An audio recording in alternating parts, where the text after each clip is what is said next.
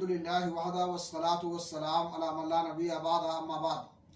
اسلامی بھائیوں، کبر و غرور اللہ رب العالمین کو انتہائی ناپسند ہے۔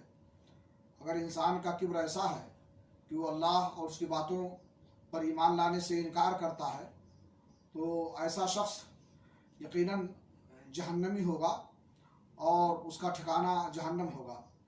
اور اگر کبر ایسا ہے کہ وہ مال و دولت، حسب و نسب، حسن و جمال یا علم و فضل کی وجہ سے اپنے کو بہتر سمجھتا ہے اور اپنے مقابلے میں دوسروں کو کمتر اور حقیر سمجھتا ہے تو ایسا کبر بھی اللہ رب العالمین کو ناپسندیدہ ہے، اور وہ شخص بھی پہلی فرصت میں جنت میں نہیں جائے گا بلکہ سزا بھگتنے کے بعد جائے گا۔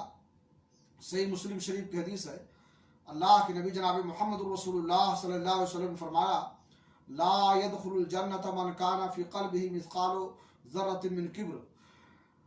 قال رجل ان الرجل يحب ان يكون ثوبه حسنا ونعله حسنا افمن الكبر هذا؟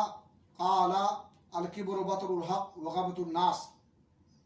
اللہ کے رسول نے فرمایا کہ وہ شخص جنت میں نہیں جائے گا جس کے دل میں ذرہ برابر بھی کبر ہوگا۔